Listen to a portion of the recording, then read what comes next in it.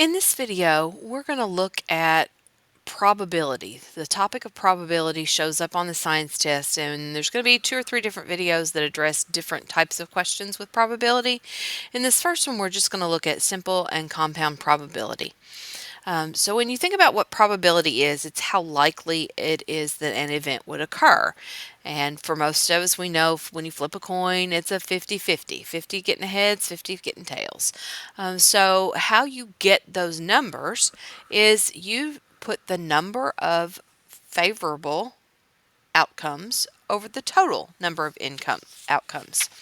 So for example, if I'm finding probability, we want to put my total outcomes, total possible outcomes on the bottom. And on the top will be favorable. That's what I want to happen. So for basic probability, we just want to put the total possible outcomes on the bottom and what we're actually wanting to happen, our favorable outcome, on the top, how many. And then we can use it as a decimal, as a percent, as a fraction, depending on how the question is asked. So let's look at a couple of examples of just simple basic probability. So a jar contains 8 ladybugs and 2 beetles. If you pick an insect at random, what is the probability of it being a beetle? So the first thing, we want the total number of outcomes on the bottom. So how many bugs are in my jar? How many insects are in my jar? There are 10 insects that we can pick from. If I pick one at random, what's the probability of one of them being a beetle? Well, 2 of the 10 are beetles. So I have a probability 2 out of 10 of randomly picking a beetle. You can simplify that fraction to 1/5. If you don't know how to simplify fractions, we can enter it in our calculator, 2 over 10, and hit enter, and the calculator will simplify it to 1/5. If I want it as a decimal, we can toggle it and say it is 0.2. If I want it as a percent, we can do second, and our arrow to a percent will change it to a 20% chance of picking a beetle. So here's another example. A box has 5 oxygen atoms and 15 hydrogen atoms, represented by model balls. If one atom is chosen at random, what's the probability that it would be oxygen? So our total number in the box, 5 plus 15, there are 20 balls in the box. 5 of them represent oxygen, 15 represent hydrogen. I want the probability of oxygen, so we're going to put the number of oxygen on top. 5 out of 20. Once again, I can take the fraction 5 over 20. When I hit enter, it simplifies it to 1/4. That's also 0.25. And if I need it as a percent, it is 25%. So it just depends on what answers are given, because probability can be expressed as a fraction, a decimal, or a percent. And so you want to look at your answer choices and see how the question, what form the question wants you to give the answer in. So simple probability, just what favorable outcomes over your total possible outcomes. With compound probability, it's where we have 2 events that are happening. And so what we have to do is find the probability of each event and multiply those together. So we're going to use a little bit of that simple probability, but we have to multiply the 2 things together. There's also a phrase that we have to look for with replacement and without replacement. So I'll kind of explain those as we go. So I have the same jar of ladybugs, but now I want the probability of picking 2 beetles. So in the last question, we just found 1 beetle. I want to pick 2 beetles. With replacement means I'm going to take one out of the jar, record what it is, put it back in the jar, and then draw again. So with replacement, my total number stays the same. The first time I have 10 bugs, 10 insects in the jar, and 2 of them are beetles. Now I'm going to take one out. Probability is 2 out of 10. I'm going to look at it. I'm going to put it back in the jar, and I want to pick a second beetle. So there's still 10 bugs in the jar because I put the bug back in. We're going to multiply 2 out of 10 times 2 out of 10. And on our calculator, we can hit our fraction button, 2 out of 10 times 2 out of 10 and enter, and that tells me 1 out of 25 chance of picking 2 beetles in a row with replacement, putting the beetle back in. As a percent, that is 4% of that happening. Okay. Now, the phrase without replacement means when I take out this first insect, I'm not going to put it back in the jar. And so how that affects the problem is this second number, there are no longer 10 insects in the jar. If I take one out and I don't put it back in, there are only 9. And if one of these was a beetle, there aren't 2 beetles left in the jar to draw from. There's only going to be 1 beetle. So for my first number, it would still be 2 out of 10. But my second fraction, if I have taken out 1 insect, there are only 9 total. And if one of the ones I pulled out here was a beetle, now there aren't 2 beetles left, there's only 1 beetle. And so when I multiply these numbers together, 2/10 times 1/9, we get 1 out of 45, a much smaller chance of that happening. Second percent is only a 2.2% chance. And the reason there's a less of a chance of doing it without replacement is because we have fewer insects in the jar and only 1 beetle to select to get lucky and pull that one out. So the likelihood of that happening is much less if we have the phrase without replacement. So you want to make sure you pay attention to the question, is it with replacement, without replacement? So let's look at the next one. A box of 5 oxygen atoms and 15 hydrogen, still represented by the model balls. If 2 are chosen at random, what is the probability 1 is oxygen and 1 is hydrogen? Now, I didn't tell you with replacement, without replacement. We're going to figure it both ways. So with replacement, okay, I want to pick an oxygen. So there are 20 balls. 5 of them are oxygen. That's my probability for picking the oxygen atom.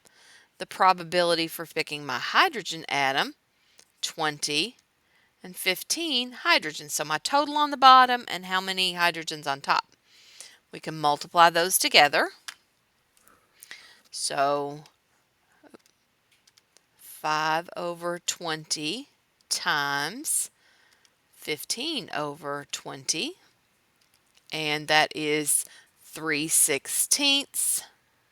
As a percent, that is 18.75% of getting 1 of each with replacement. Now, without replacement, I'm not going to put the ball back in the jar. So my oxygen probability is still the same. 5 out of 20. 20 balls in the box, 5 of them are oxygen.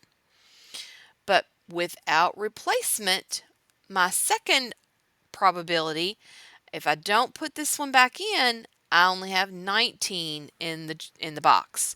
But of those 19, all 15 of them are going to be hydrogen. When we multiply these two fractions together, 5 over 20 times 15 over 19 gives me 15 over 76. As a percent, that is a 19.74%. Okay, so a little bit higher probability because I have fewer balls in the box to pick from. But once again, just pay attention to those phrases with replacement, without. But when you're finding compound probability, you find the probability of each event that you want to happen and multiply them together. Now, these two types of probability that we've just looked at are theoretical probability. It's based on what we would expect to happen. If I actually did this, I might not get the same results that the theoretical probability shows me. For example, if I were flipping a coin, okay, if I were going to flip a coin, we know that the probability of getting heads is a 50-50 chance because there are two sides on the coin and one of them is heads. So this is the theoretical probability. You should get 1 out of 2. But if I flip the coin 10 times, if I do 10 flips, I might not get 5 heads and 5 tails. I might get 4 heads and 6 tails. And why didn't it come out to be exactly that? This is theoretical. This would be experimental. And if you do experimental, the more trials you have, sample size. The more flips I make, the closer I'll get to 1/2 or 50-50. So here I only got 40%. 50% is the theoretical number that I should get. If I only did 10 flips, I got 40%. Let's say I do 100 flips. Well, if we do 100 flips, I might get 46 that are heads and 54 that are tails. So now my percentage is 46%. A bigger sample size puts my probability closer to the theoretical number. If I did 1,000 flips, I might get 482 that are heads, and I might get 518 that are tails. So now we have 48.2%. Okay, and like I said, the bigger this sample size, the bigger the number of flips, the closer this experimental probability gets to that theoretical. This is my theoretical number, theoretical probability. Okay, and this is an experimental probability because it's based on an actual experiment that I did. So with experimental probability in the science test, they may give you some results of an experiment and ask you about the experimental probability. So here we have experimental probability based on an actual experiment. A student planted 20 seeds, 15 of them sprouted. Based on this experiment, what's the experimental probability that a seed will sprout? So once again, we still want to do those favorable outcomes over our total outcomes. How many seeds did we plant? 20 of them. What's the probability that a seed will sprout? Well, 15 sprouted. So 15 out of 20. You can simplify that. 15 over 20 gives me 3/4. Change it to a percent. 75% of my seeds would sprout based on that experiment. Okay, here's another one where they have flipped a coin. A student flips a coin to model random gas movement of molecules. The coin lands on heads 28 times. What's the experimental probability of landing on heads? Well, we know the theoretical probability is 1 out of 2.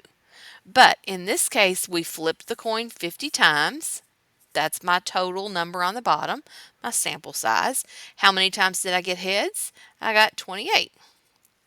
And so we can figure out 28 out of 50 is a probability 56% of getting heads based on this experiment. Okay.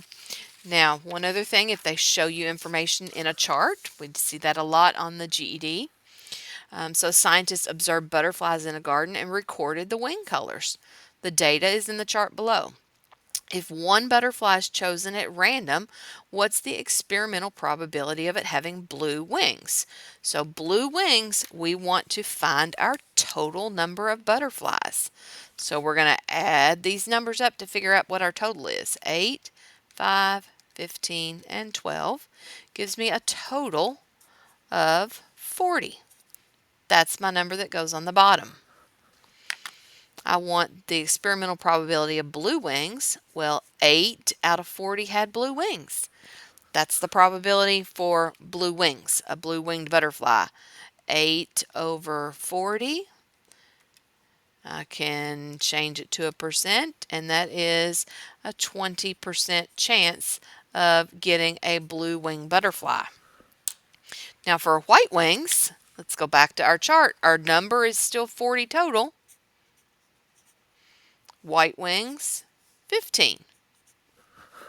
So if we find 15 out of 40, and our percent is 37.5%. We have a bigger chance of getting a white wing butterfly than a blue wing butterfly because there's more of them to choose from. So if this number is bigger, the probability is more likely than if a number is small. Okay. So let's look at one more. This one has a phrase in there we talked about without replacement. If two butterflies are chosen without replacement, what is the experimental probability that both will be blue? Okay, so our first one, we have to find the two different probabilities. The first one, we already know it's 8 out of 40 because we found that blue already. My second one, without replacement, means I'm going to have one less butterfly in the to choose from, so that number goes down. And for both of them to be blue, if I picked out a blue one here, now I'm only going to have 7 blue ones to choose from. So the probability of both of them being blue, 8 out of 40 for the first butterfly, 7 out of 39 for the second butterfly. 8 out of 40 times 7 out of 39 for the second one gives me 7 out of 195 as a percent, second, and my arrow to a percent. That's a 3.59% chance of getting 2 blue-winged butterflies in a row. Now, the second part of the question, and on the GED you only have one section, but for example, me showing you how to do these, I'm using multiples with the same one. One blue and one orange. We're still going without replacement. Our one blue we already know is 8 out of 40. My one orange, if I do without replacement, I'm only going to have 39 butterflies to choose from, and 5 of them are orange.